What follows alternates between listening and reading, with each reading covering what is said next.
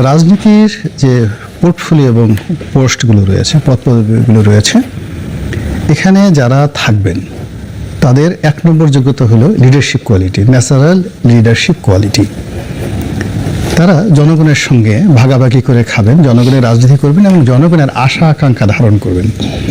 একজন পলিটিশিয়ান সে যতই লেখাপড়া কম জানুক, যতই তাকে ঘৃণা করেন না কেন, সে তার একজন কর্মী, নেতা বা জনগণ ভোটারকে চোখের দিকে তাকিয়ে সে বুঝতে পারে এর পেটে ভাত নেই, এর পকেটে টাকা আছে, আমি ওখান থেকে চাঁদা নিতে পারবো, আর আমার পকেট থেকে টাকা দিতে হবে।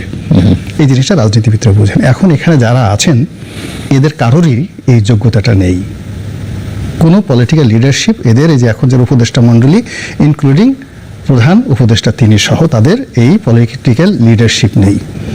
2 নম্বর হলো যে এদের কারোর জীবনে কোনো সংবেদনশীল কর্মকাণ্ড, মানবতার জন্য, আত্মমানবতার জন্য নিজের পকেটের পয়সা খরচ করে একেবারে মানুষের জন্য কর্মকাণ্ড করেছেন, যেটা রাজনীতিবিদরা করেন। দুপুরে খেতে বসছেন, অসহায় গ্রাম থেকে দরিদ্র মানুষ আসছে, তাকে নিয়ে খেতে বসছেন এক টেবিলে, বা গ্রাম থেকে একটা লোক আসছে, আত্মীয়, দরিদ্র আত্মীয়, তাকে বিছানার উপরে তিনি রেখে তিনি যে ফ্লোরিং করছেন, ছেলে মেয়েকে শিখিয়েছেন। আমি এদের আচরণে, এরা সবাই নব্য অভিজাত, এদের কারো আচরণে ওই জিনিসটা আমার কাছে মনে হয় না যে এইরকম একটা মানবতামূলক ক্যারেক্টারিস্টিক্স তাদের রয়েছে। 3 নম্বরে যেটা হলো যে এদের কাউকেই দেখলে আমার ব্যক্তিগতভাবে মনে হয় না they could be my leader. আমি যে একজনকে নেতা বানাবো, একজন নেতা মানে কি, সে মাথার তাজ, মাথার মুকুট, সবাই মাথায় করে ঘুরে, মানে রনি ভাইয়ের আগমন, শুভেচ্ছা, স্বাগতম, নেতা আছে রনি ভাই, কোন সে নেতা রনি ভাই। তো এই যে আমাকে যদি পছন্দ না হয়, পিছনে তো লোকজন এই কথা বলবে না, কিন্তু এদের সামনে নিয়ে আমি যে বলবো অমুকে আমার নেতা, হ্যাঁ আসিফ ভাই, আসিফ ভাই, নজরুল ভাই, নজরুল ভাই, নজরুল ভাই জিন্দাবাদ, ইনুস ভাই, ইনুস ভাই জিন্দাবাদ, আমার এরকম মনে হয় না। এটা আমার ভুল হতে পারে বা কোনো হতে পারে।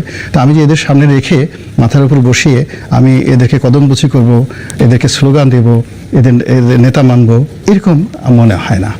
তো মনে না হওয়ার কারণে কি হলো, তারা কি করবে না না করবে, তারা বোধহয় বুঝতে পেরেছে যে জনগণ তাদেরকে একটু মনে করছে না, এজন্য তাদের জনগণের প্রতি ভীষণ রাগ হয়ে গেছে। ভীষণ রাগ হয়ে তারা প্রথম দিকে যে সকল পাবলিক ওরিয়েন্টেড কর্মকাণ্ড করার চেষ্টা করেছিলেন, সেই জায়গা থেকে তারা ইউটার্ন করে ফেলেছেন।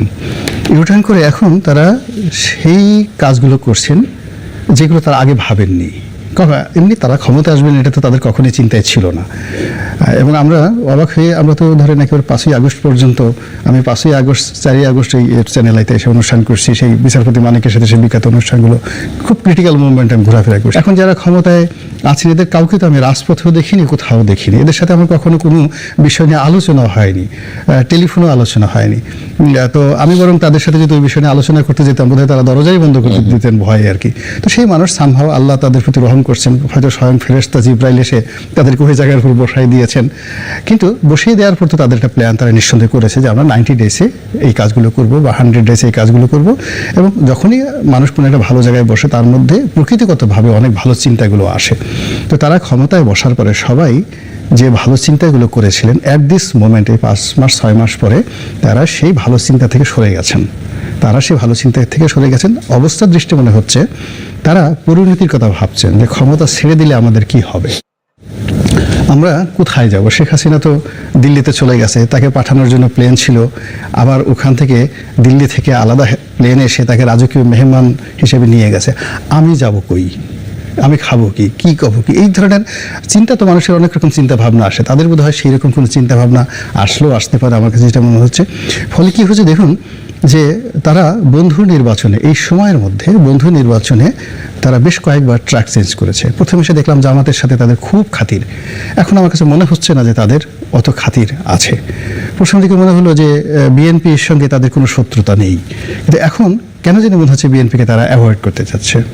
তারপরে অনেক ছোট ছোট যে রাজনৈতিক দলগুলোকে তারা প্রথমে গণনায় আনতে চায়নি। এরা সারা জীবন ডিজিএফআই থেকে পয়সা নিয়ে, এই আমরা এগুলোকে ঝুরা চিংড়ি বলি, ডিজিএফআই থেকে এনএসআই থেকে টাকা নিয়ে প্রেস ক্লাবের সামনে দুটো গালি দেয়, এটা লাভ দেয়, 4-5 জন লোক নেয়, এরা তারপর এরাই নেতা, বিরাট নেতা। মানে নেতা হলো 4 জন, আর কর্মী এরা সব ভাড়া খাটে, সব দলের ভাড়া খাটে।